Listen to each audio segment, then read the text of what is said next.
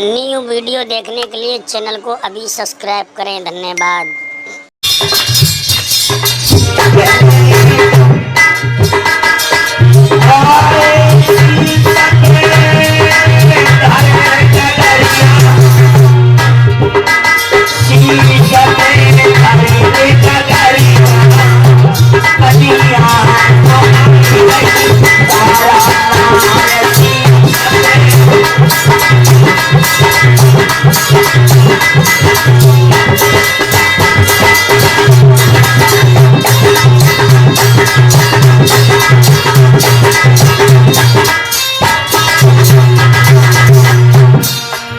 महाराजा हरिश्चंद्र बोले, हमारे लिए थोड़ा सहारा लगवा दो, हम पे घड़ा नहीं उठ रहा है। रानी तारावती बोली, मैं ब्राह्मण के घर में काम करती हूँ और तुम मेहतर के घर में रहते हो। अगर मैंने तुम्हारा घड़ा छुआ तो हमारा धर्म चला जाएगा। और क्या बोली है रानी तारा, मैं तुम्हारा घड़ा नहीं छुआ सकती। और महाराज हरिश्चंद्र बोले, अरे कह रहे हरिश्चंद्र से ज्ञानी कह रहे,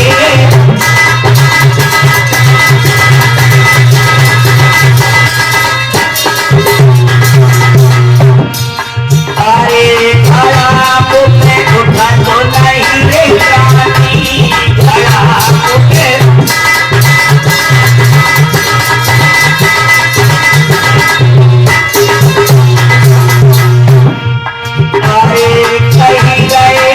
हरिश्चंद्र से दानी कह रहे,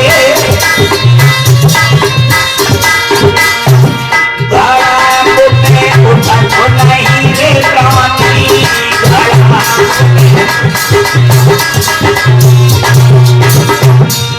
अरे मेरी कमजोर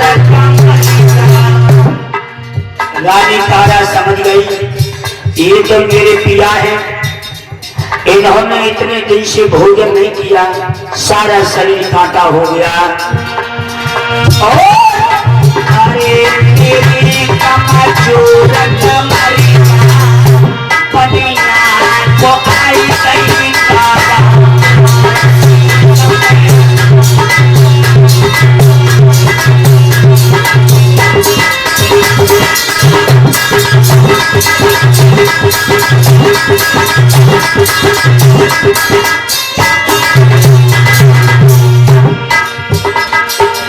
रानी तारावती कहने लगी, हम घड़ा तो नहीं उठवा सकते, लेकिन अगर बता देंगे जिससे घड़ा तुम्हारा आसानी से उठ जाएगा। और तारावती हरिश्चंद्र से क्या बोली है परीक्षित महाराज, अरे कहे गई तारावती रानी कहे गई,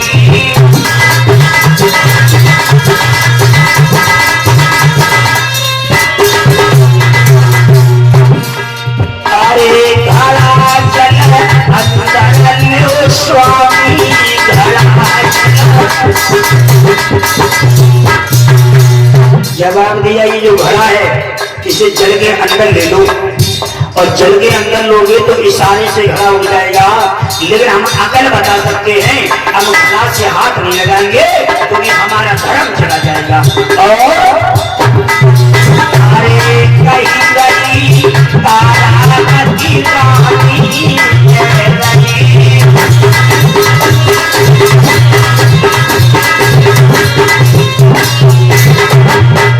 और अरे घड़ा जल अंदर लो स्वामी, घड़ा चल।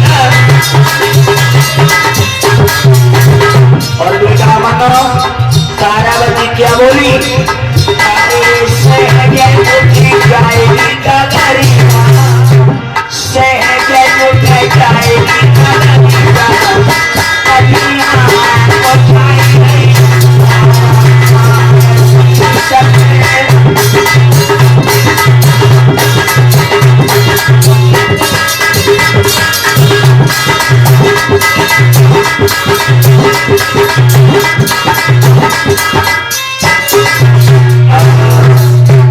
भाइयों, रानी तारा ने जो लिया अकल बताई है विश्वामित्र।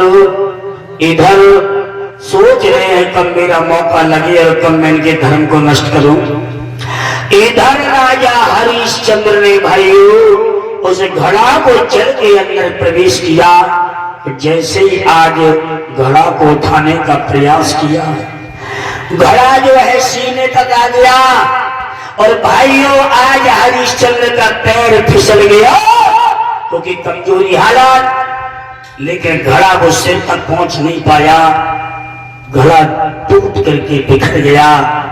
अब तो भाइयों लेकिन तारावती ने अकल बता दी, लेकिन घड़ा से हाथ नहीं लगाया। इधर आज हरिश्चंद्र जो है शमशान में आ गए। लेकिन मेरे भाइयों एक दिन की बात है कि बेटा रोहतास के लिए मैया तारा ने पूजा के लिए फूल लेने के लिए बगीचा में भेजा। इधर विश्वामित्र ने क्या देखा कि अयोध्या नरेश महाराज हरिश्चंद्र का बेटा रोहित ब्राह्मण की पूजा के लिए पुष्प लेने के लिए बगीचा में जा रहा है। वो तो फूल लेने की तैयारी कर रहा है, जा रहा है बगीचा में। विश्वामित्र जी ने क्या किया तो भेष छुपा करके और जो बगीचा में सबसे सुंदर पुष्प था, सबसे सुंदर फूल था, उसी की थाली पर एक दरिया नाग का भेष बना करके वहां बैठ गए। रोहतास बगीचा में आया, मन में सोचने लगा मैं अपने ब्राह्मण देव को सबसे सुंदर सुंदर फूल तोड़ करके टोकरी में भर के लेके जाऊंगा ताकि ब्राह्मण देव प्रसन्न हो जाए। बगीचा के पास में आया, लेकिन भाइयों इधर जैसे ही फूल पर हाथ बढ़ाया जो सबसे सुंदर फूल था, रोहित को यह मालूम नहीं था कि मेरा काल नजदीक आ गया। भाइयों आज फूल पर इधर मैया तारा ने ये कह दिया, अरे बेटा मेरे बागान को, अरे लाला मेरे बागान को तुम भाइयों ने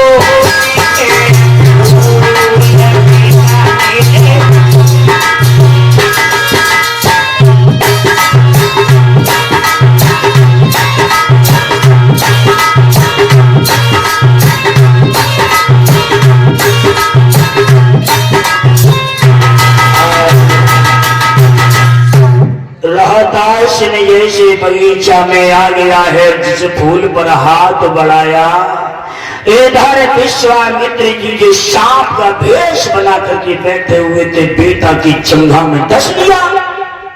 और जैसी दशा है तो आज पछाड़ खा के रोहित गिर गया है, टोकरी हाथ में से छूट।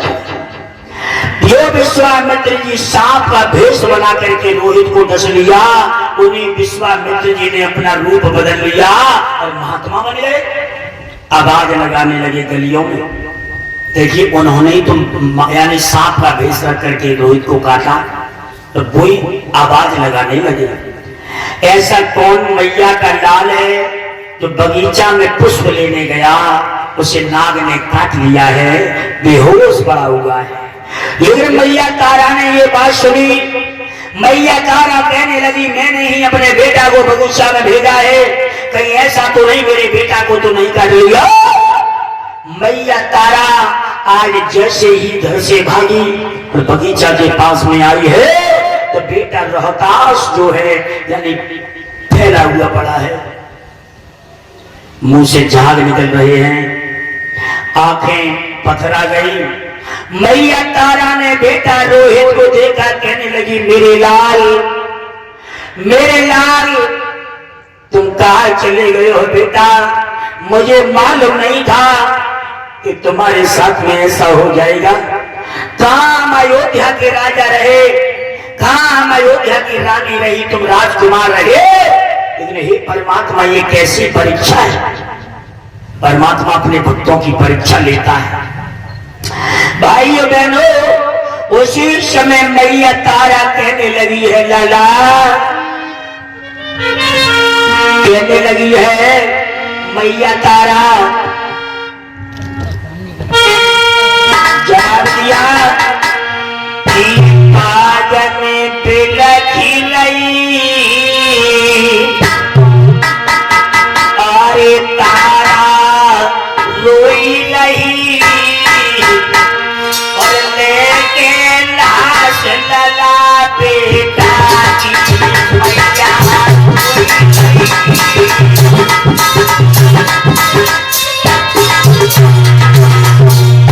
अरे तारा रोई नहीं, अरे पागल बिलखी नहीं, बेटी का साथ लाया बेटी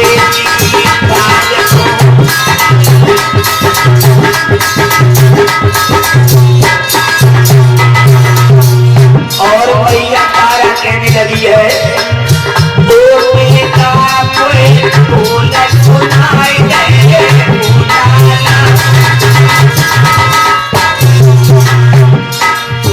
ओ बेटा कोई बोल सुनाई दे।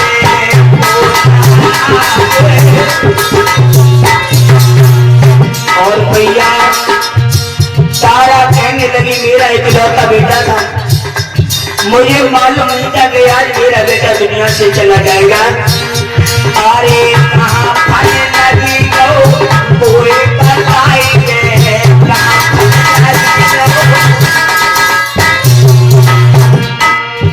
सोनी को भाई कर कर याद ललाया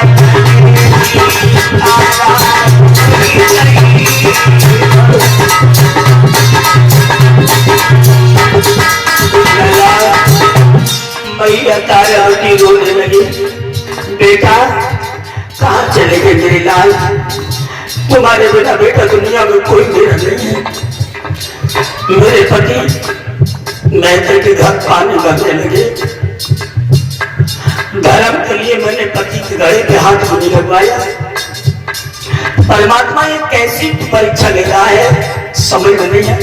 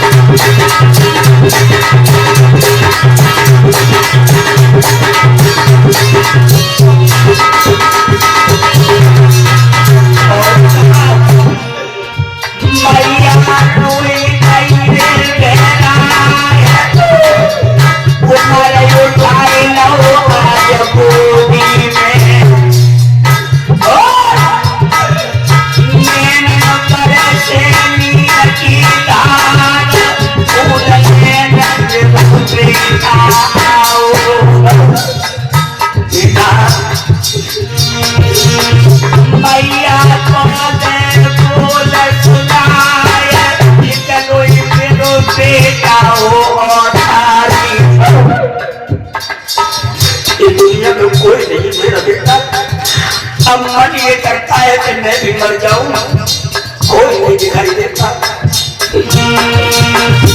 लाल मैया को ये बोले सुनाए कैसी दाई मैया बन गई।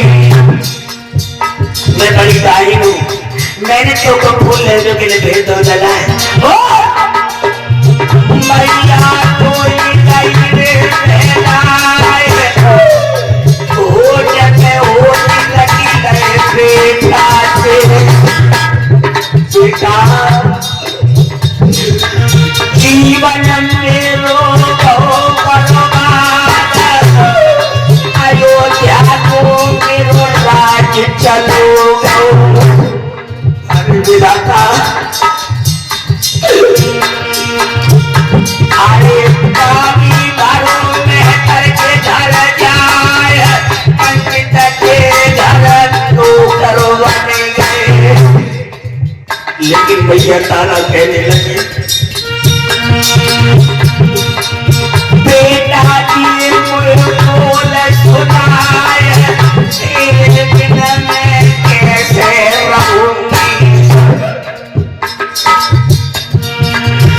मैं तो ध्यान विसर नहीं जाए माधव साची कानपुर वाले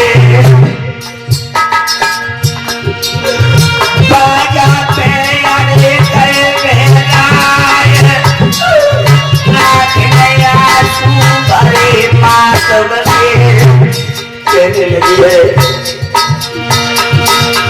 बेटा मैया छतरी बोल सुनाए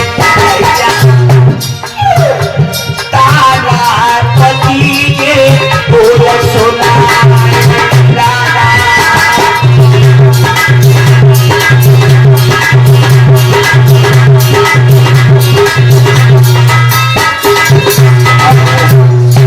मैया तारा रोती गई भक्तों, लेकिन बेटा ने कोई जवाब नहीं दिया। लला मर चुका था। भाइयों लला की लाश लेकर के मैया चली, कहने लगी परमात्मा मेरे पास में तो कफन के लिए भी पैसे नहीं है, मैं तो कुछ मोहताज हूँ, मैं तो कुछ भिखारी हूँ, मेरे बिना कफन के तो लला की लाश भी नहीं चलेगी। बारिश समय कभी किसी का इंतजार नहीं करता। एक बात बताएं, मैया तारा ने कभी सोचा नहीं था कि ये मुसीबत आएगी। तभी तो कहा है कि कितना भी अच्छा रहन सहन तुम्हारा हो, जितना भी पैसा हो, लेकिन इस पैसे का गुरूर मत करना। राजा हरिश्चंद्र जैसे राजा भिखारी बन गए। लेकिन भाइयों परमात्मा की जब लाठी चलती है तो उसमें शोर नहीं होता है, ये भी ध्यान रखना। भाइयों इधर मैया तारा लला रोहतास की लाश को लेकर के आज फुल बगिया से बगीचा में चली है। और भाइयों लेकिन तुल्ले बेटा की लाश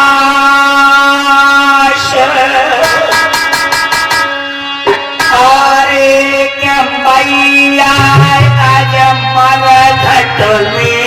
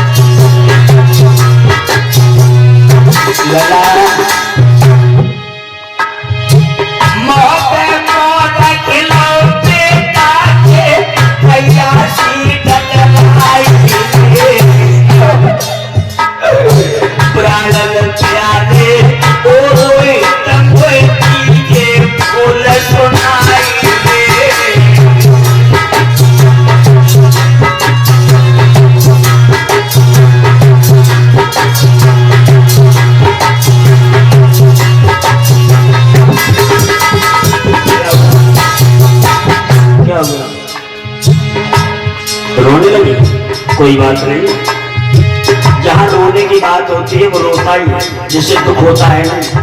मैं कथा कहते हैं इसलिए रोता हूँ क्योंकि मेरा जीवन जो बना है ना, हर बार भागवत में बताता हूँ, मैं गरीबी में बना हूँ।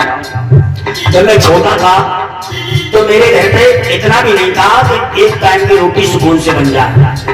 आज भगवान की वो लीला है कि मेरे पास कन्हैया का दिया हुआ सब कुछ है।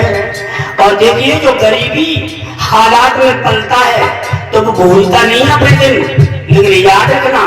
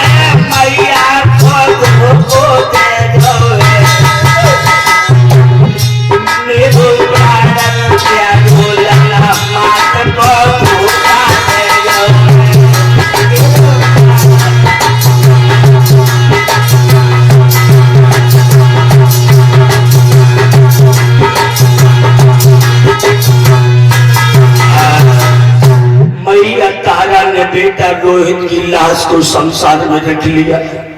हरिश्चंद्र गए, क्या हुआ है?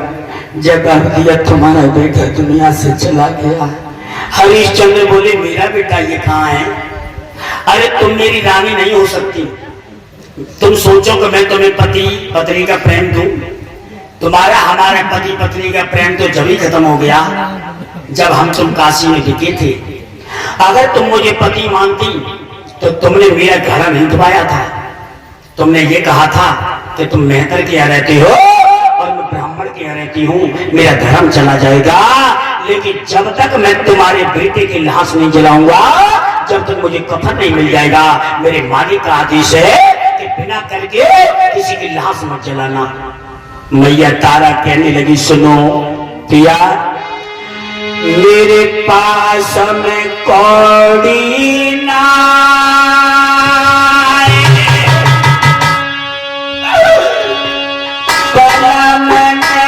मेरी बड़ी मजबूरी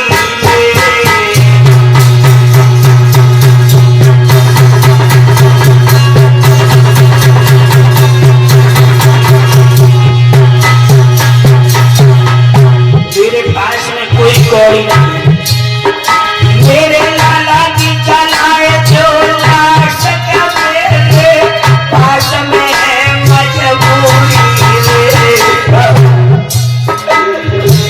लला की लाश को चलाएगी वो अरे कह रही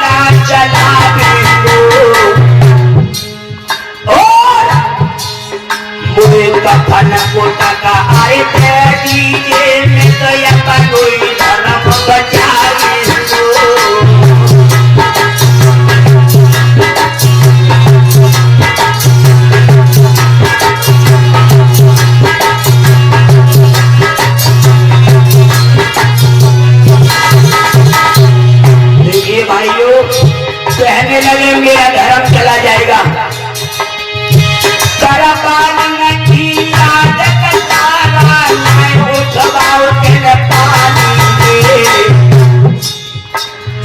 मैं नाय तेरो सैया हो यार तू नाय मेरी रानी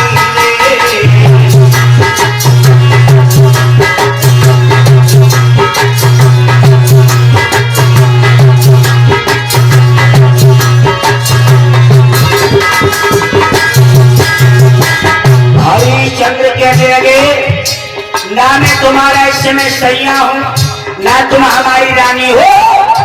तुम भी दूसरे के घर में नौकरी कर रही हो तो मैं भी नौकरी कर रहा हूँ। इस समय तुम्हारा हमारा पति पत्नी मतलब कोई मतलब नहीं है। इस समय तो तुम्हें कर देना पड़ेगा।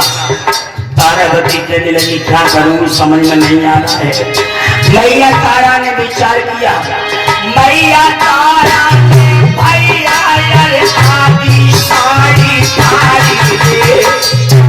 अपनी साड़ी जो तारावती पहने हुई थी आदि साड़ी को बीच में से फाड़ दिया और बेटा की लाश पर कफन डाल दिया। देखिए कफन के लिए भी पैसे नहीं, साड़ी से कफन डाला है भैया ने। मैया तारा ने भैया अपनी साड़ी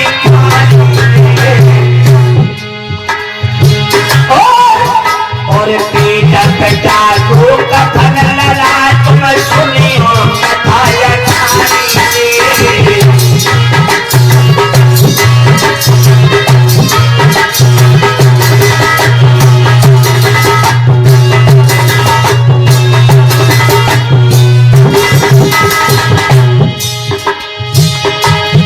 अब खोले बेटा की लाश मैया रे लगी भरलू में। अब खोले बेटा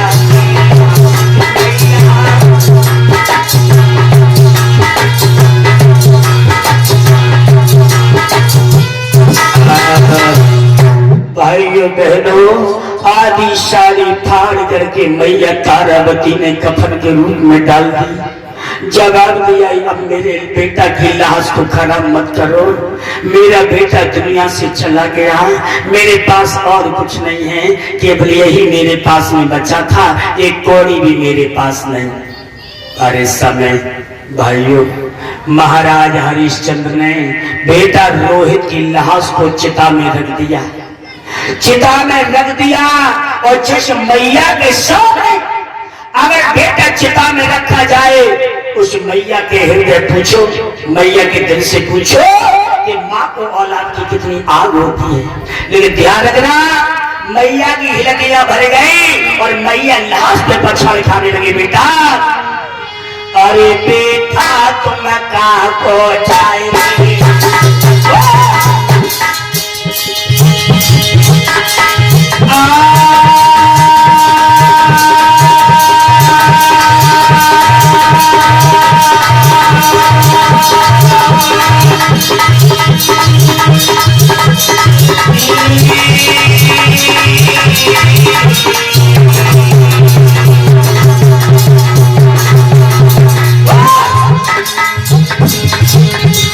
अरे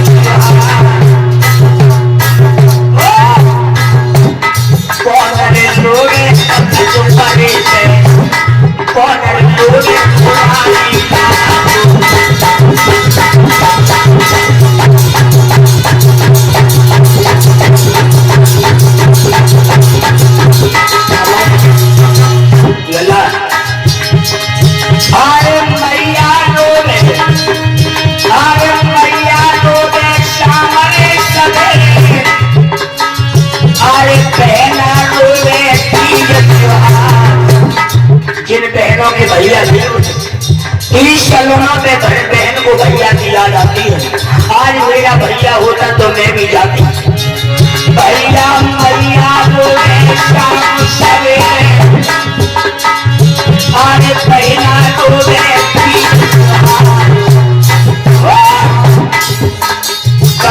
परे के भैया बोले, परे के भैया बोले, ओ प्रिया बोले आदि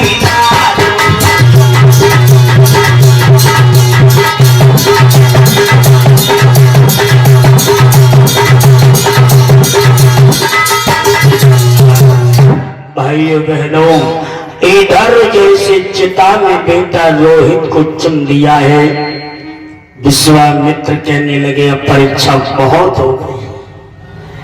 इधर महारानी तारा बेहोश हो गई और बेहोशी अवस्था में आज रानी तारा उठी। उसे ये नहीं मालूम पड़ा मैं कहां पड़ी हूं। एक मठिया में जाकर के अपना माथा दीवार से मारने लगी, मैं क्या करूं समझ में नहीं आ रहा है। इधर रोहित अभी जला नहीं, केवल रोहित की लाश चिता में रखी है। उसी समय विश्वामित्र ने क्या किया कि रानी तारा के मुख से खून लगा दिया। खून लगा करके विश्वामित्र जी भेष बदल करके कालू मेहतर के पास आ गए। कहने लगे जो तूने हरिया नाम का जो हरिश्चंद्र है, जो अयोध्या का राजा था, जो तेरे यहाँ पर मुर्दा जलाने का काम करता है, वो मुर्दा नहीं जलाता है। उन्होंने मुर्दा खिलाने के लिए डाहिनों को पाल रखा है। बड़ी परीक्षा। विश्वामित्र की बात सुनकर के, महात्मा की बात सुनकर के हाज कालू मेहतर उसी मठिया में पहुंचा तो देखा रानी तारा के बेटा के वियोग में बाल बिखर रहे थे। आधी साड़ी को लपेटे पड़ी थी। भाइयों मुंह से खून जो है लग रहा था, लेकिन पहचान में भी नहीं आई कि ये तारा है। भाइयों इधर कालू मेहतर ने आज हरिश्चंद्र को बुलाया, क्यों हमने तुम्हें मुर्दा जलाने की रखा, ना कि ये रखा कि तुम दाहिनों को मुर्दे खिलाना। लेकिन हरिश्चंद्र बोले क्या कह रहे हो महाराज, मैंने कोई डाहिन नहीं रखी है। चलो हम तुम्हें मठिया में लेके चलते हैं। उसी मठिया के पास में लेकर के कालू मेहतर आया, जहां पर रानी तारा बेटा के वियोग में बेहोश पड़ी है। तारा का कुछ नहीं मालूम। भाइयों महाराज हरिश्चंद्र बोले कि अगर वो समझ तो गए कि मेरी रानी तारा है, लेकिन अगर तुम इसे डाहिन बता रहे हो तो मैं इसको तलवार से भी मार दूंगा, लेकिन मैं धर्म को नहीं जाने दूंगा। विश्वामित्र कहने लगे अगर हरिश्चंद्र ने तलवार से मार दिया तारा को तो मामला खत्म हो जाएगा। उसी समय रानी तारा भी बेटा को जलाया नहीं है, बेटा चिता में रखा हुआ है। लेकिन भाइयों उसी समय क्या किया है, आज तारावती को मारने के लिए म्यान में से तलवार खींच ली हरिश्चंद्र ने। जैसे तलवार उठाई, पीछे से भगवान विश्वामित्र जी ने तलवार को पकड़ लिया। धन्य तेरे जैसे राजा, मैं मान गया तुझे। आन बान तक तू डटा रहा, तैने अपना बेटा खो दिया, अपनी रानी को छोड़ दिया, अपना घर परिवार छोड़ दिया। तुम्हारे जो गुरु वशिष्ठ हैं वो सही कह रहे थे कि हमारा बेटा बहुत बड़ा सत्यवादी है जो धर्म से डिगेगा नहीं। देख अब मैं तुझे बताऊं, तेरे बेटा को जो नाग ने डसा वो मैं ही था, मैंने ही नाग का विष बनाया था। और सुन, काशी में लेकर के तुझे आया वो मैं ही था। और सुन, तेरी बगीचा को जो मैंने उजाड़ा था तो सुपर बन के भी नहीं आया था। मैं तेरी परीक्षा ले रहा था, लेकिन तू मेरी परीक्षा में पास हो गया। तू मांग ले, क्या मांगना चाहता है? और देख तू अपने बेटा रोहिदास को आवाज लगा, तेरा बेटा रोहित अभी आवाज देगा। चिता के पास लाया गया, हरिश्चंद्र को जवाब दिया, बेटा मेरे लाल रोहित तुम कहां हो? चिता में से आवाज आई, पिताजी मैं जिंदा हूं। बेटा भगवान ने जिंदा कर दिया। जवाब दिया मैं जिंदा हूं। और आज वो रोहित जो है चिता में से निकल करके अपने बाप के गले से लग गया, अपनी मां को छुपाया। जवाब दिया है तीनों प्राणी मिले, लेकिन आज हरिश्चंद्र और रानी तारा और बेटा रोहित से कहने लगे तुम मांग लो। तारावती कहने लगी मैं नहीं मांगूंगी, मांगेंगे तो मेरे पति। मैं तो ऐसी धन्य भाग्य हूं जो मेरा इतना सुंदर पति मिला कि धर्म के लिए उन्होंने सब कुछ छोड़ दिया। हरिश्चंद्र कहा तुम मांग लो। हरिश्चंद्र बोले मैं नहीं मांगूंगा, मेरी रानी मांगेगी, क्योंकि मेरी रानी इसलिए मांगेगी, मेरी रानी ने मेरे धर्म में साथ दिया है। बिकने को तैयार हो गई। तो पत्नी का धर्म ये होता है, पति पर मुसीबत आ जाए तो दुख और सुख में पति का साथ दे। ऐसा नहीं है कि पति हॉस्पिटल में पड़ो और पत्नी ने झोला उठा और मैके में चली गई। मज्जा कड़ी का मज्जा। ध्यान रखना, पत्नी का मतलब वही होता है जो पति की फीलिंग को समझे, पति की मजबूरियों को समझे। और पति का भी मतलब ये होता है कि पत्नी की जरूरतों को समझे। जहां पति पत्नी एक दूसरे की जरूरतों को समझते हैं, परेशानी को समझते हैं, वही पति धर्म चलता है, वही पत्नी पति पत्नी का संबंध चलता है। और जहां पत्नी अपने पति की भावना को नहीं समझ पाती या पति अपनी पत्नी की भावना को नहीं समझ पाता है, उस घर में कभी शांति नहीं आती है।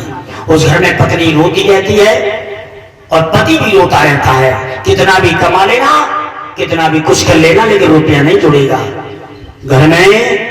यानी कि जरूर, यानी चाहे तुम 500 रुपये रोज कमाओ, लेकिन सुख शांति से रहो। सुबह को पूजा पाठ करो, भगवान से प्रार्थना करो कि परिवार हमारा खुश रहना चाहिए।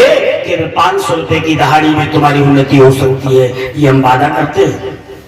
भाइयों, कितनी भी मुसीबत आ जाए, लेकिन मैया तारा कहने लगी सुनो, अगर देना चाहते हो तो मुझे कुछ नहीं चाहिए, केवल मुझे एक चीज दे दो। क्या? और मैं जब जब लेकर जन्मों रे जा दुनिया में, अरे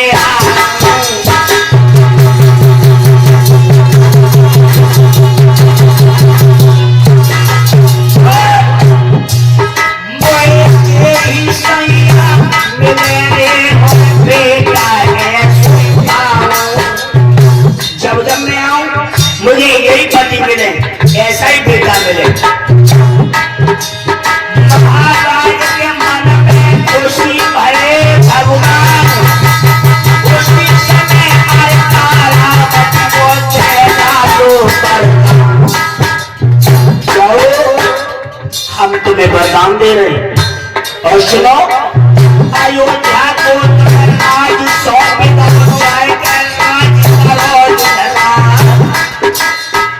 कहने लगे हमें तुम्हारे राजपाट की जरूरत नहीं है, जाओ हम तुम्हें अयोध्या का राज वापस दे रहे हैं। अयोध्या को राज सौंप राज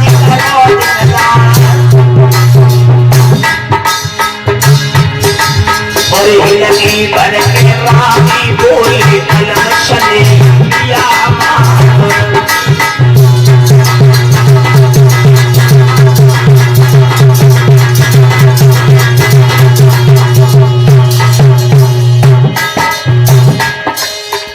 लेकिन भाइयों, और ऐसे परीक्षा भाई राजा की, ऐसे परीक्षा भाई राजा की माधव जी ने कही।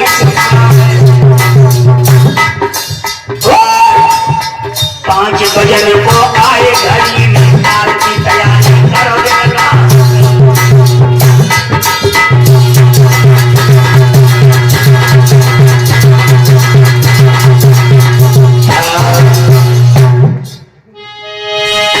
मैंने हरिश्चंद्र की कथा रे यारे तुम्हें सुनाए दई चाहिए।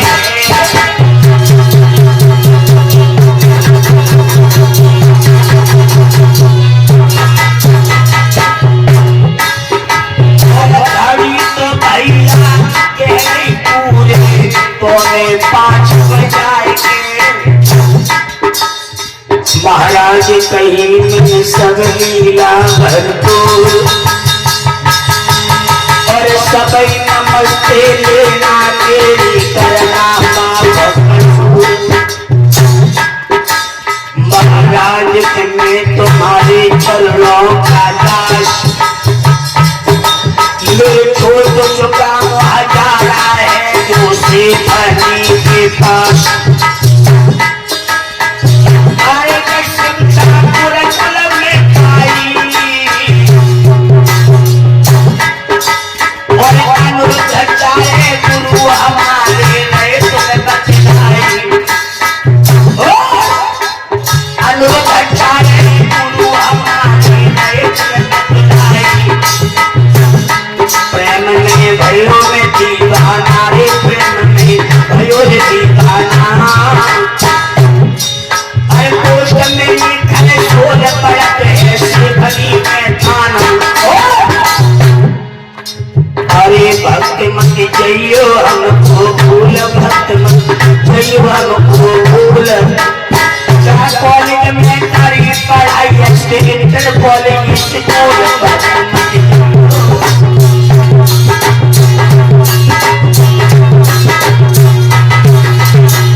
अरे कान बदला रहे हैं पीरा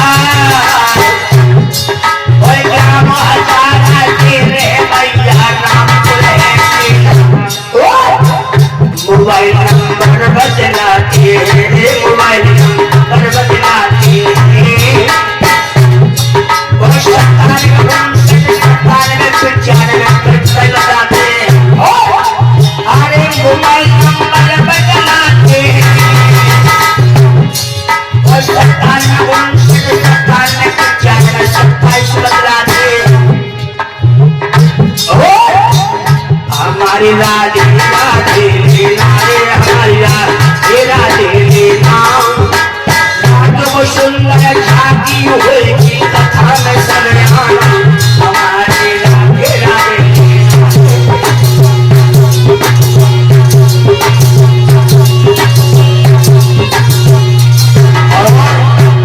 लेकिन कथा हमारी 11 दिन तक होगी अरे कथा 11 दिन हो गई अरे कथा हमें बोले सुना देंगे और 7 तारीख से काशीपुर में कथा में जाएंगे 7 तारीख को काशीपुर में कथा में जाएंगे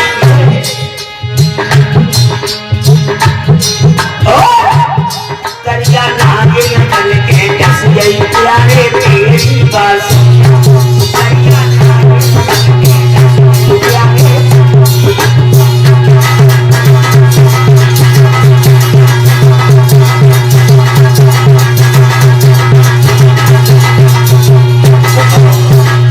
ये 4 तारीख की रात को बना ब्याह हो रही है गंगा स्नान वाले दिन तरह से रहेंगे और 5 तारीख की शाम को हम लोग घर जाएंगे 6 तारीख में अपने घर रुकेंगे और 7 तारीख में सुबह अपने घर से रवाना हम काशीपुर में हो जाएंगे वहां 7 दिन की भागवत होगी अरे तेरी बांसुरिया रे रसीले तेरी बांसुरिया रे रसीले तेरी नाचनिया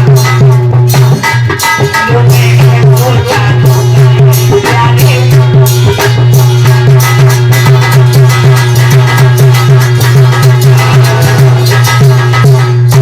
आपका आशीर्वाद है आपका प्यार है तुम्हारी कृपा से माधव जी कभी खाली नहीं रहते माधव जी की कथा चलती रहती है आज हमें भगवान की कृपा से लगभग 2.5 महीना हो गया 2.5 महीने में 2-3 दिन घर पर रह पाए हैं और घर पर हम ज्यादा रुक भी नहीं पाते हैं 2 या 3 दिन ही रुक पाते हैं उसके बाद प्रोग्राम ही इतने रहते हैं जो कि आपका आशीर्वाद है जनता ने हमें इतना प्यार सम्मान दिया है उसके लिए बहुत बहुत धन्यवाद जो हमारे प्रोग्राम केवल यूट्यूब के द्वारा ही जो हमारे चैनल को देखते हैं तो वही लोग मोबाइल नंबर हमारा यूट्यूब चैनल पे ही है यानी वहीं से हमारी बुकिंग हो जाती है और ऑनलाइन सब सारी बात हो जाती है वहीं से आपके आशीर्वाद से हमारी कथा चलती रहती है और आपका प्यार आपका सम्मान अगर हमारे साथ है तो हमें किसी प्रकार की कोई तकलीफ नहीं भगवान की कृपा भगवान का आशीर्वाद आपका जनता का प्यार हमें चाहिए आरती के लिए ठाड़े है जाओ या अभी और सुनते रहे हो टाइम हो जाओ निकाल हम आराम कर ले सभी भगवान की आरती बोली प्रेम से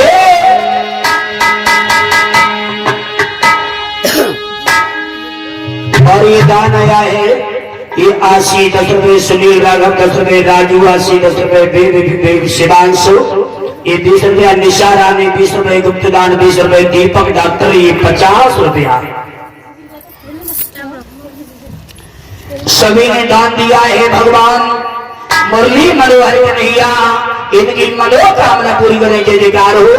किसी को भागवत, रामायण, जागरण, यज्ञ, अनुष्ठान, सुंदरकांड, गृह प्रवेश, शांति पाठ, कोई भी प्रोग्राम कराना हो तो कृपया एक बार सेवा का मौका दें। सुंदरकांड कराने के लिए एक बार मौका दें, क्योंकि हमारा यानी आप लोगों से इतना प्रेम है, इतना भाव है। आप मुरादाबाद से तुम इतने खुश हैं कि अगर यहाँ का बच्चा भी हमें फोन करेगा तो हम जरूर आएंगे, क्योंकि यहाँ मेरा घर जैसा मामला बन गया है। और जिसकी लड़की की शादी है, लड़की की शादी में कोई रामायण कराएगा तो उसका कोई भी पैसा नहीं लिया जाएगा, पार्टी हमारी निःशुल्क आएगी। अगर बेटी की शादी में रामायण है तब, और लड़का की शादी में जहाँ 8,000 लिए जाते हैं वो 16,000 लिए जाएंगे, दुगनी। लड़की की शादी में बिल्कुल निःशुल्क सेवा होगी, कोई पैसा नहीं, कोई पाई नहीं, क्योंकि लड़का की शादी की बात है। चलो होते लला 10 लाख रुपए तो लेता ही, लड़की की बुलाएंगे, लड़का की बुलाएंगे तो हाँ जो बात सही है, लड़का की हो जाए तो बुलाइए ना, तो पैसा लेने पड़ेगा, कोई बात नहीं। सभी बोले अरे ताऊ जी के भैया की आरती, कृष्ण कन्हैया की, ताऊ जी के भैया की आरती, कृष्ण कन्हैया की, ताऊ जी के भैया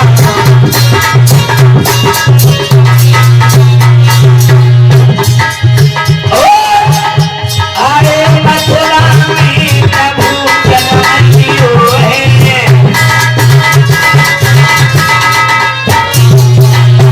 अरे मथुरा में प्रभु जन्म लियो है,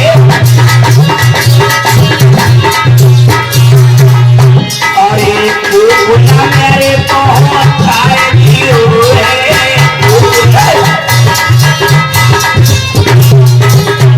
अरे बंसी बजैया की आरती,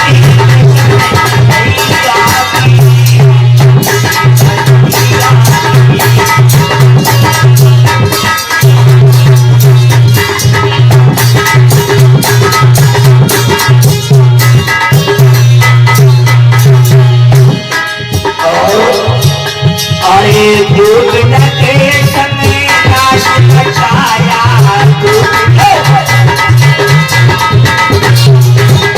अरे मुझे लूटी दही मानस खाया,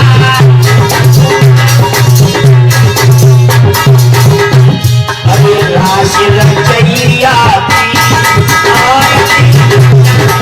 की आरती,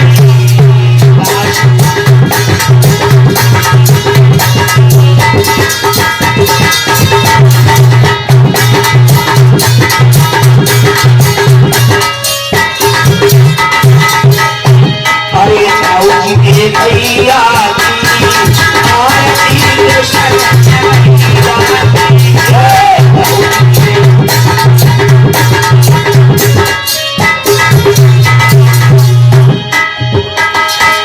कृष्ण पंचन थाल कपूर की बाती,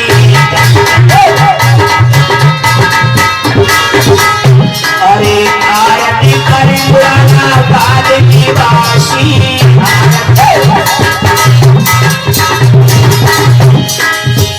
अरे माखन चोरिया की आरती, कृष्ण कन्हैया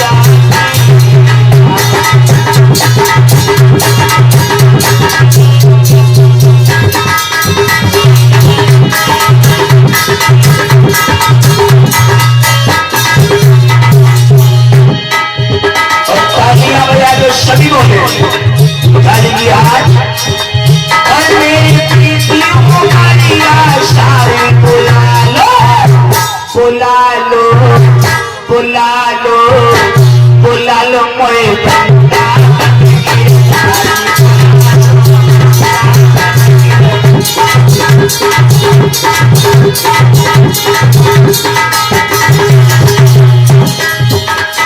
कौन कौन वृंदावन जाना चाहता है भैया सभी बोलो।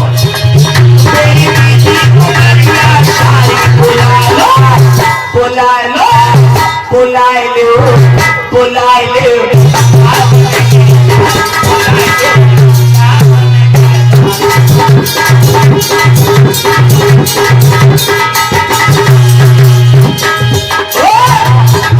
मैं तो वृंदावन जाऊंगी। अरे राधे राधे कहाँ पे जाऊंगी बन गया और लगा छोटू तुमने कैसी याद सारी बुला लो बुलाए ले बुलाए ले बुलाए ले कोई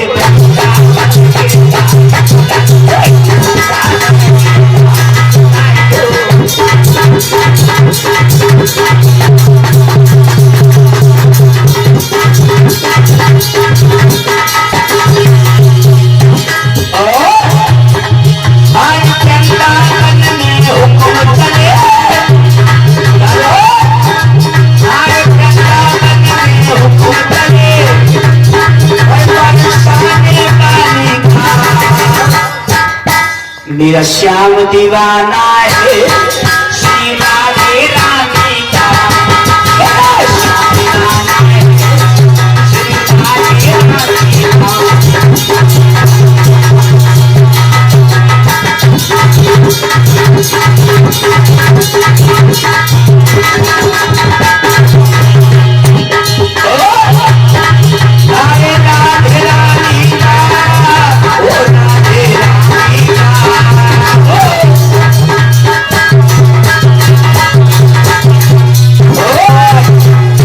श्याम दीवाना है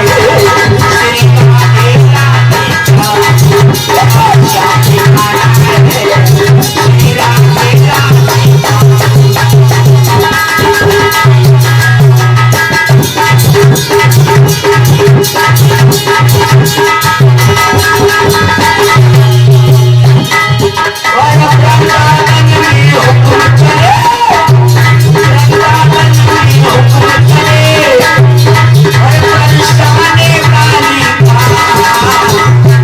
श्याम दीवाना